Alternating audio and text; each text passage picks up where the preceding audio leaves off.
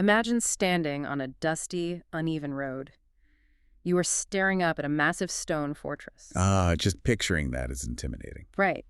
And you know for a fact that the greatest, most ruthless army on Earth is marching directly toward you. Their stated goal is leveling your city and taking everything you love. The panic in the air would just be palpable. Oh, absolutely palpable. People around you are terrified. And yet, your defense strategy, the way you and your fellow citizens prepare for this catastrophic violence, is to walk around the perimeter of those stone walls and sing a song. You know, it sounds almost completely irrational to a modern mind. It really does. You do not sharpen swords, you do not stockpile arrows. You sing a song about a psychological and spiritual survival tactic that is 3,000 years old. Because when we think about personal security today, there's a very rigid expectation of visible, tangible barriers. Yeah, you build a house, you put a heavy steel deadbolt on the door, you install a loud, blaring alarm system. And then the security specialist points to the setup Yeah. and says that you are safe. It is a strictly physical calculation. Steel, concrete, and electronics. We want barriers we can touch and perimeters we can physically verify. But when you look at ancient texts, that modern home security system looks incredibly fragile. Welcome to Reform Thinking. I am so glad you have joined us. This is a deep dive into an absolute masterpiece of ancient literature. And it is a text that completely redefines what safety means. Yes, it is. Today, our mission is to analyze Psalm 125, and we are doing it through the lens of Charles Spurgeon's massive multi-volume commentary collection known as the Treasury of David. It is such a phenomenal resource. Spurgeon pulled together centuries of thought on these texts. He really did. We are taking a short biblical text paired with all this historical commentary from theologians, military historians, and ancient preachers. And the goal is to extract the central nuggets of knowledge regarding faith, security, and God's absolute sovereignty over human trials. We are going to look at what true safety actually means when the physical world around you feels anything but secure. Okay, let's unpack this. Could you set the historical and geographical scene for these specific songs? Sure. So what is the physical context of these pilgrim psalms? Yeah, what are they actually doing when they sing this? Well, these are also known in the historical texts as a song of degrees, and they mark a very specific physical and spiritual ascent. An ascent like climbing. Precisely. To understand the text, you really have to understand the geography. Jerusalem sits on an elevated plateau in the Judean mountains. Okay, so it is up high. Very high. No matter where an ancient Israelite lived in the surrounding regions, traveling to Jerusalem for their annual festivals meant going up. That sounds exhausting, honestly. It was. You had to climb these dangerous, winding, steep roads to reach the city. So there is this literal physical ascent happening step by step, elevation by elevation. So the Song of Degrees matches the physical degrees of the climb. Yes, but Charles Spurgeon points out that there is also a rise in the spiritual sense of the text itself. How so? Well, the previous songs in this collection might offer praise for past escapes from danger, but Psalm 125 reaches a much higher state of assurance regarding the future. I love that. You can just picture these pilgrims completely exhausted, dusty from days on the road, finally reaching the city plateau. And then they gather together and they chant this song while perambulating the massive stone walls of Jerusalem. Walking around the walls, touching the stones. As for who actually penned these specific words, Spurgeon notes a fascinating debate among scholars. Right, the authorship is heavily debated. Some attribute this text to a writer living long after the devastating Babylonian captivity, someone who had actually seen the walls rebuilt. Which would make a lot of sense given the focus on security. But there is equally strong reason to attribute it to David himself. Yeah, the general consensus in Spurgeon's collection is that all the Pilgrim Psalms were likely composed, or at least compiled into this specific hymnal, by the same writer to serve this exact function. A marching song for the ascent. The imagery of them walking around the wall, singing about security while physically touching the cold stones is so vivid. It grounds the theology in dirt and rock. It makes it incredibly tangible. Let us look at the opening line. Verse 1 reads, "They that trust in the Lord shall be as Mount Zion, which cannot be removed, but abideth forever." A commentator named W.H.J. Page offers a brilliant analogy here. Oh, I really like his breakdown of this. Yeah, he compares different types of people to different elements in the natural world. He says some people are like the sand, ever shifting, treacherous. Constantly reforming based on the tide. Yes. Think about how we build our lives on shifting economic trends or fleeting social standing. That is shifting sand. And then he mentions the sea. Right. Others, he says, are restless and unsettled, just like the sea. That feels very applicable to the modern mind. The anxiety, the insomnia, the constant refreshing of news feeds. It is a perfect description of modern anxiety. And still others, Page says, are completely inconstant, blowing around like the wind. Changing their ideological stance based on whatever argument they heard last. Precisely. But believers, those who place their trust in the Lord, are compared to a mountain, strong, stable, and secure. It makes you pause and ask yourself, right now, as you listen to this, what substance does your own internal life resemble? That is a tough question to ask. It is. Are you the shifting sand, the restless sea, the blowing wind, or are you a solid mountain? Well, the mechanics of how a person becomes that solid mountain are fascinating. How does that actually happen? Martin Luther breaks down the mechanism of that stability. And he brings in a sharp contrast between human-devised efforts to secure divine favor and the sheer empty-handed act of trusting. You really have to understand Luther's historical context to get his point here. Absolutely. He lived in an era where people were taught that security came through grueling physical exertion. Right, they entered strict monastic orders, they starved themselves with rigorous fasting. And they went on these elaborate, punishing physical pilgrimages where they walked hundreds of miles. Sometimes crawling up stone stairs on their knees, all just to earn merit. They lived in total psychological terror, constantly wondering if they had done enough to secure their standing before God. But Luther argues that the psalmist bypasses all of that religious anxiety completely. Yes, the text commands no specific physical labor at all. It only speaks of trust.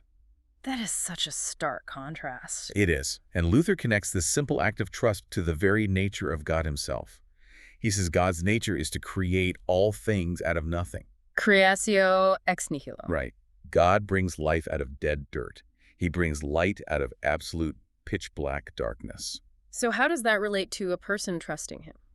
When a person simply trusts God, especially when they are in extreme danger or crushing poverty or burdened by intense guilt, they are aligning perfectly with God's creative nature. They are presenting an empty vessel for God to fill. Yes, rather than handing God a resume of their own religious accomplishments. So the stability does not come from the person's own willpower. It comes from offering zero resistance to God's nature. That is a great way to phrase it. But wait, let me wrap my head around the specific metaphor used in the text. Calling Mount Zion immovable feels factually wrong. I can see why you would say that. Historically speaking, Jerusalem got sacked. The Babylonians came in and burned the temple to the ground. And centuries later, the Roman legions leveled the city. They leveled it so thoroughly they plowed the ground with salt. So how could these ancient pilgrims look at those specific walls, sing about absolute immovable security, and use Mount Zion as the ultimate symbol of safety? Especially when history proves those walls absolutely can fall. Right. How does that make any sense? That is a brilliant point, and it forces us to look past the architecture and into the geology. The geology of the mountain itself. Yes. Commentators like Lieutenant Condor and James Neal point out something highly specific about the topography of Zion. The security is not about the masonry on top of the hill. Because human beings can absolutely destroy masonry. Of course. Invading armies can tear down walls, burn cedar gates, and level majestic buildings until not one stone is left upon another. But the underlying rock structure is different. Totally different. The ancient limestone scarps of Zion, the everlasting hills themselves, they simply smile at human rage. You cannot dismantle a mountain. Right. You can burn the grass on it, but you cannot unmake the bedrock. And the theologian John Gill takes this physical, geological immobility and applies it directly to the believer's spiritual state. Which is a beautiful application. He argues that just as you cannot remove the physical bedrock of the mountain, the trusting believer can never be removed from their secure standing. Now, Gill acknowledges the realities of life. A believer might experience seasons where they are removed from their local church community. Or they might go through dark periods where they feel a complete lack of sensible communion with God. Feeling totally abandoned. Yeah, and they will eventually be removed from this physical world by death itself. But Gill insists they can never be removed from God's heart. They can never fall out of the covenant of grace. Right, which is an eternal agreement made before time began, not some fragile human contract. And they can never be snatched out of the protective hands of Christ. The masonry of their daily life might get battered, but their spiritual bedrock is entirely untouchable. So verse 1 establishes this baseline of absolute immovable security on the inside. Your soul is as fixed as the bedrock under the city. But if my internal soul is a mountain, what about my physical reality when a literal hostile force shows up at my door? Because internal peace is wonderful, but people still face massive external threats. Exactly. Financial ruin, disease, malicious individuals. How did these ancient people view the geography around them as an active defense system against those external threats? That brings us to verse 2. The text says, "As the mountains are round about Jerusalem, so the Lord is round about his people from henceforth, even forever." To grasp the weight of that verse, we really need a geographical reality check. What do you mean? Well, the commentators Arthur Penryn Stanley and William M. Thompson offer fantastic notes on the actual terrain of Jerusalem. People often imagine the city sitting at the bottom of a vast bowl. Completely walled in by a tight circle of towering peaks. Right, but that is geographically inaccurate. Jerusalem itself sits on an elevated plateau. Okay, so it is high up. Yes, and it is surrounded by a network of incredibly steep, deep ravines, specifically the Kidron and Hinnom valleys. And across those treacherous ravines are higher outer peaks, like Mount Olivet blocking the east and the peak of Nebi Samuel. So these surrounding mountains do not form a neat circular wall. Instead, they function as massive geological sentinels. They act as natural shock absorbers against an invading army. Precisely. A military force cannot just march straight onto the plateau in a clean formation. They have to surmount these exhausting outer mountains first. Cross the ravines and fight uphill the entire way. Here's where it gets really interesting. The historical account of the Roman siege of Jerusalem by Titus in AD 70 illustrates the sheer terror of trying to breach that geography. We're talking about the Roman army, arguably the greatest, most efficient military machine on earth at the time. They conquered the known world. But when they got to Jerusalem, they could not simply surround the city and starve it out easily. No, the geography fought against them. The Jewish historian Josephus, who actually witnessed the siege, details the staggering scale of the engineering required just to bypass these Sentinel Mountains. It is unbelievable what they had to build. Because the terrain was so hostile, the Romans had to build massive, sweeping earthworks. We are talking about a siege wall nearly 5 miles long. Constructed over rough, rocky, mountainous terrain. Complete with 13 separate military garrisons built into the wall itself. And the Roman soldiers, driven by absolute desperation and military discipline, built this entire 5-mile structure in just 3 days. To do it, they had to strip the surrounding countryside totally bare. They cut down every single tree within a 10-mile radius. Just think about the sheer labor involved in that. That is what it took for human hostility to bypass the natural geological defenses God placed around that city. So when the ancient pilgrims sang about the mountains being round about Jerusalem, they were not speaking in poetic abstractions. No, they were looking at a terrifyingly difficult military obstacle course. The message is that God made the geography so inherently difficult that human rage had to literally move mountains to get to the people inside. That historical reality synthesizes the first 2 verses beautifully into a concept of double security. Yes. Believers are established internally, like the bedrock of Mount Zion, and they are entrenched externally, sentineled by surrounding mountains. The theologian John Owen makes a very weighty point regarding the second half of that verse, Where it says, "The Lord is round about his people from henceforth, even forever." Owen stresses that this is not a promise of conditional preservation. Right. Conditional preservation is a contract that says, God will protect you as long as you maintain a flawless level of moral performance. And the flaw in conditional safety is that it relies on the weakest link in the chain. Which is human consistency. Exactly. But Owen argues the text promises universal, eternal preservation. God surrounds his people against all incursions, regardless of their momentary failures. He keeps them in his protective custody across all generations. The guarantee of safety is tied to God's own everlasting, unchanging nature, not to the believer's fluctuating emotional state. Martin Luther offers a stunning illustration of what this external protection looks like in daily life. What does he say? He talks about believers being compassed about with fiery walls of angels. Fiery walls. That is an intense image. But even that angelic protection is not the ultimate barrier. Luther says God himself is the wall. God is the heaven above your head, the bedrock beneath your feet, and the barrier on your left and your right. Think about the audacity of that theological claim. If the enemy, if Satan himself, wants to throw a dart at you to destroy you, that dart has to pass through the wall first. Luther boldly claims that God himself would have to be injured. God himself would have to take a hit before the believer takes lasting, fatal harm. That is an astonishing level of promised protection. But if you are listening to this right now, and you have just lost your job, or you are dealing with a severe chronic illness, or you are watching your family fall apart, Hearing that God has built an impenetrable wall around you probably feels incredibly frustrating. it might even feel insulting. If the wall is so flawless, if the protection is so absolute, why is the pain still getting through? If God is an iron wall, how does the strike still land on my life? That frustration bridges our conversation right into the sobering reality of verse 3. Yes, verse 3 provides a necessary reality check to the soaring promises of the first two verses. It says, "For the rod of the wicked shall not rest upon the lot of the righteous." The presence of the surrounding mountains, the presence of the fiery wall, does not mean complete immunity from the friction of life.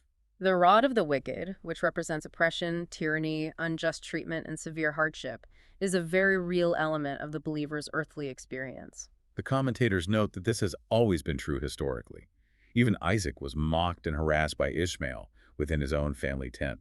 And the massive, brutal empire of Assyria laid its heavy, oppressive scepter on Zion itself. So the text does not pretend the rod does not exist or that it never strikes. But there is a crucial, heavily stressed limitation mentioned there.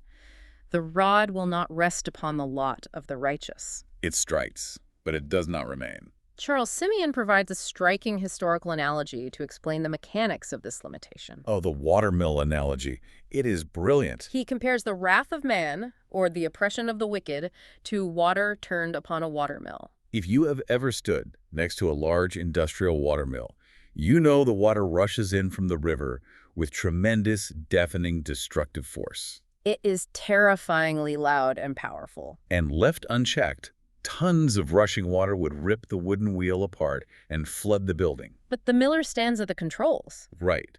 The water is allowed to come through with only enough force to accomplish the specific, intended purpose of turning the wheel and grinding the grain. The rest of the water, no matter how menacing or powerful the flood appears upstream, is forced to pass off harmlessly through an open sluice gate. God stands as the miller, controlling the sluice gate of human suffering. He allows just enough pressure to enter your life, to turn the wheel, to try your character, and to prove the truth of your integrity. But he actively diverts the crushing flood that would wash you away completely. That completely flips the script on how we view adversity. It is like a modern surge protector on an expensive computer system. That is a really good modern equivalent. A massive, lethal spike of electricity hits the grid from a lightning strike. The surge protector takes the hit, absorbs the fatal blow, and downregulates the voltage. It only lets a safe, functional amount of electricity through to keep the machine running. The trial is downregulated. The adversity is not a breach in the wall. It is measured water turning the mill. The commentator Thomas Adams expands on this by analyzing the concept of the lot of the righteous. He breaks down the believer's inheritance into a fourfold lot. Yes. The first lot is sufferings. The second is light and happiness on earth. The third is faith and sanctification, and the fourth lot is heaven itself in succession. Let us examine the mechanics of those four lots, because the order is highly intentional. Why is suffering listed as the very first lot? Because the friction of suffering is the mechanism that burns off the dross of human pride. It is the abrasive tool that shapes the character. But it is immediately followed by the second lot, light and happiness. Meaning that even amid intense trials, the boundary lines of a believer's life fall in pleasant places. There is joy coexisting with the pain. The third lot, faith and sanctification, is what Adams calls the earnest of heaven. Like earnest money in real estate. Right. In real estate, earnest money is a down payment. It is a non-refundable deposit that absolutely guarantees the rest of the transaction will be completed. The internal growth of faith is the down payment, proving that the fourth lot, the final inheritance of heaven, is a guaranteed reality. This stands in stark contrast to the lot of the wicked, whose temporary unchecked prosperity ends in a disastrous final portion. and we have to look at the reason God sets these strict, precise limits on the rod of the wicked. The verse gives a very clear psychological and spiritual reason for the sluice gate. It says, "Lest the righteous put forth their hands unto iniquity." There is a recognized biological and spiritual breaking point in human endurance. The commentator John Trapp uses the wonderful analogy of a lutenist, someone playing a stringed instrument like a lute. If the musician leaves the strings too slack, the music is ruined. It sounds dull and dissonant, But if the musician tightens the strings too much, trying to reach an impossible pitch, the strings will violently snap. God is the master musician. He tunes the strings of his people through the tension of trials. He stretches them to produce the right sound, the right character. But he knows precisely what the tensile strength of the wire is. He knows the exact frequency where the tension becomes too high. It makes me think of modern piano tuning. A grand piano has roughly 30,000 pounds of tension across its cast iron frame. That is a staggering amount of pressure. It is. The tuner uses a massive lever to pull those heavy steel wires tight. If they do not know what they are doing, the wire snaps and it can take your eye out. God knows our breaking point, and he will not turn the lever past our tensile strength. He will not let the strings snap. If the rack of oppression is used for too long, even the most patient, faithful sufferer might eventually give way to sheer despair or moral compromise. The pain would become so blinding they might resort to sinister, unethical practices just to deliver themselves from the agony. This is why God sets a strict boundary on tyranny. The ancient civil law of Israel stated that a criminal could receive 40 stripes, save one, meaning 39 lashes. There was a hard legal limit on physical punishment to prevent the degradation of the human being. In the same way, God shortens the days of tribulation for the sake of the elect. He will not allow the external pressure to push them to the absolute, uttermost extreme where their faith is entirely destroyed. Living through that rod, dealing with that carefully measured tension on the string, is what reveals the true nature of a person's faith. It separates genuine trust from mere lip service. And that naturally shifts our focus from the external pressures of the rod to the internal state of the heart. Which is what verse 4 addresses. It reads, "Do good, O Lord, unto those that be good, and to them that are upright in their hearts." Now, on the surface, this presents a massive theological paradox. It really does. When we look at the context of Reformed theology, who is actually good? We are taught that human nature is fundamentally flawed, that our natural inclination is entirely selfish. So how can the psalmist ask God to do good to those who are good if no one is naturally good? If we connect this to the bigger picture, we have to define goodness carefully. Charles Stanford provides a brilliant, clarifying quote. What does Stanford say? He says, "The good in us is God in us." The good in us is God in us. That completely shifts the origin of the goodness. Yes. True uprightness is not something native to human biology. You do not just grit your teeth, try really hard, and generate moral goodness on your own steam. What the text calls goodness is alien righteousness. It is imparted grace. It is the direct result of the indwelling Holy Spirit actively changing the desires of the heart. Stanford warns that any form of Christianity that lacks this internal reality is a hollow sham.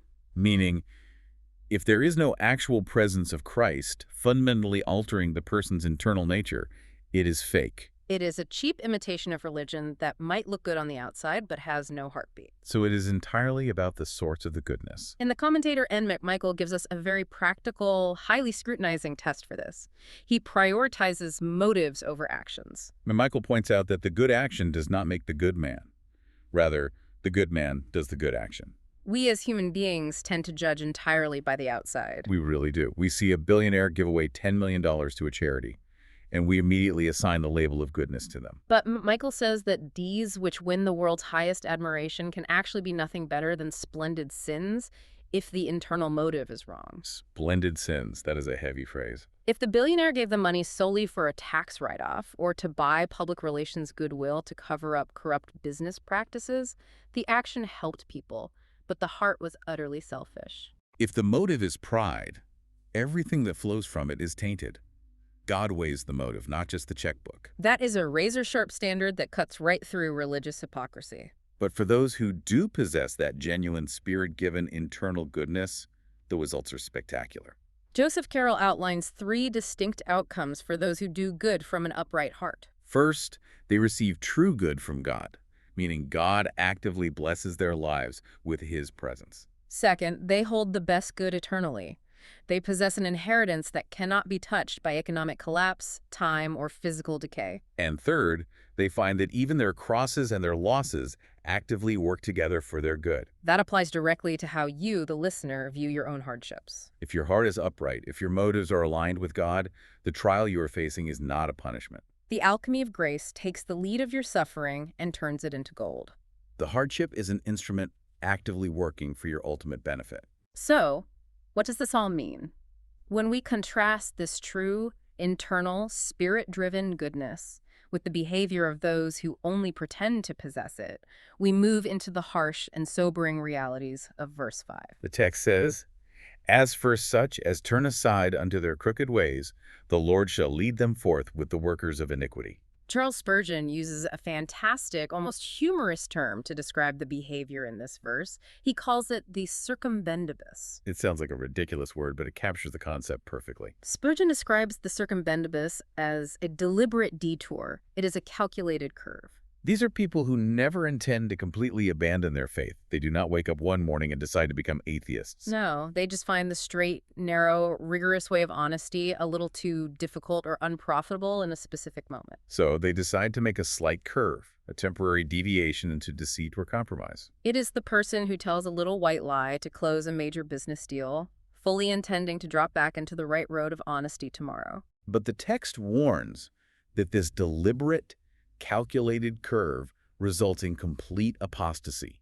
You cannot control the detour. We have to analyze what makes a way crooked. The commentator Thomas Scott says the ways of sinners are crooked because they constantly shift from one pursuit to another. They turn hither and thither to deceive. They wind about 1,000 different ways to conceal their base intentions or to escape the consequences of their actions. Think about the sheer exhaustion of being a hypocrite.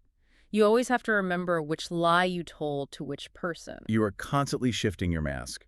It is the exact opposite of straightforward honesty, where you only have one story to tell. Joseph Carroll provides a brilliant, highly emotional contrast to this crookedness. He defines the straight way using a bizarre biblical illustration from 1 Samuel chapter 6. Oh, the story about the cows. Yes, he talks about the kine, the milking cows that were used to carry the captured Ark of the Covenant back to Israel from the Philistine territory. These were cows that had just given birth. Their calves were shut up at home. Naturally, the overpowering biological instinct of a mother animal is to turn around, lowing and crying for its young. The animals should have refused to walk away from their calves. But under divine direction, pulling this heavy wooden cart without a human driver, they took the straight highway. They went along lowing as they went, feeling the intense natural distress of the separation. But they turned not aside to the right hand or to the left. That is the ultimate picture of the upright heart. You might feel the intense emotional pain of the journey. You might groan under the heavy weight of doing the right thing when it costs you everything. But your willpower and your obedience override your natural instincts. You do not deviate into a crooked path just to find temporary relief from the pain. John Bunyan, the brilliant author of The Pilgrim's Progress, brings up a terrifying point about those who refuse that pain and choose the crooked path. He uses an old term calling them the barren professor. This is someone who takes up a public profession of faith merely as a cloak for their reputation. Underneath, when no one is looking, they are secretly practicing wickedness. Bunyan says that eventually God looses the reins of their secret sins. God stops restraining them and gives them up to their vile affections. The internal corruption they thought they were hiding is allowed to break the surface, exposing the hypocrite to the entire world. The mask completely slips. And the final division described in the text is severe. The Lord shall lead them forth with the workers of iniquity. Thomas Goodwin explains the terrifying justice of this outcome.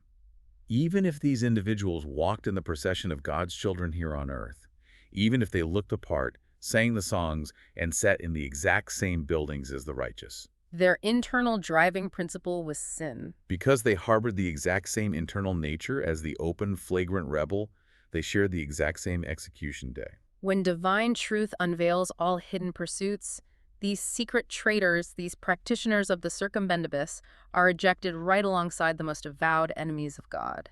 Facade drops, and they are grouped with the company they truly belong to. It is a sobering warning against trying to play games with divine omniscience. You cannot trick God with a religious resume. But the psalm does not end on that heavy note of judgment. It pivots beautifully. After all the talk of sieges, rods, and judgment, the final clause is a breath of fresh air. It says, "But peace shall be upon Israel." A commentator named LeBlanc breaks down that single word peace into a spectacular six-fold description. Let us examine all 6 layers, because this is the inheritance of the upright. First, this peace is from above. It originates outside the human system, meaning it can weather any earthly storm because it is not tied to earthly circumstances. Second, it is internal. It flows directly into the heart and stills the violent agitations and anxieties of the mind. Third, it is external. It changes a person's life and interactions so clearly that their neighbors, their coworkers, and their family members can actually see the difference in how they handle conflict. Fourth, it is divine, maintaining perfect harmony and justification between the individual and God. Fifth, it is universal, meaning it applies to all members and appetites of the person. It brings order and discipline to the chaotic, destructive desires of human nature. And sixth, this peace is eternal. It flows from an exhaustless fountain that can never run dry, no matter how much you draw from it.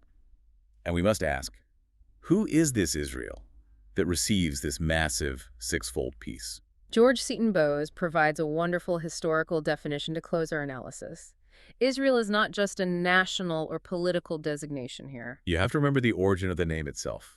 The patriarch Jacob wrestled with the angel of the Lord in the dark night of the soul at Peniel. He was terrified, he was exhausted, and he wrestled until his hip was thrown out of joint. But he held on, and he prevailed. He derived his true strength not from his own physical power, but from his desperate, clinging prayer. Israel translates to the prince who wrestles with God and holds on until the blessing comes. That is the posture of the upright heart.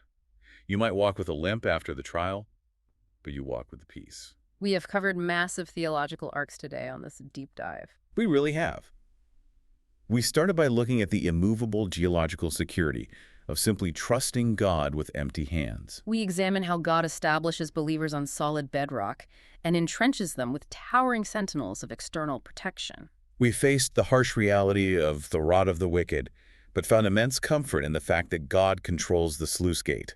Placing deliberate, calculated limits on our suffering so our faith is tuned like a master instrument rather than broken. We saw the absolute necessity of God-given internal goodness, recognizing that any true virtue we possess is simply God residing within us. And we ended with a severe warning against the circumbendibus, the crooked, rationalized detours of the hypocrite, while claiming that beautiful sixfold peace for the true wrestler. As you carry these ancient truths into your modern life, here is a final thought to mull over. We talked at length about those massive 5-mile Roman earthworks that the General Titus built to bypass the natural, God-given defenses of Jerusalem. When the rod of the wicked falls in your own life, when a sudden crisis hits your finances, when a terrifying health issue arises, or when you face unfair, malicious opposition at work, what is your immediate knee-jerk reaction? Do you panic and frantically attempt to build your own 5-mile earthworks of defense? Do you exhaust yourself trying to engineer your own safety through manipulation, endless worry, and sleepless nights? Or do you pause, look at the geography of your soul, and recognize that the maker of the hills is already surrounding you? Can you see that he is actively limiting the strike, managing the water on the mill to refine your character, rather than allowing the flood to destroy you? It changes your entire posture toward the future when you realize your security system is not made of concrete, steel, or your own willpower. It is made of the Creator himself. Thank you for joining us for this deep dive on Reformed thinking. May you experience the absolute fullness of that sixfold peace we discussed today. Until next time.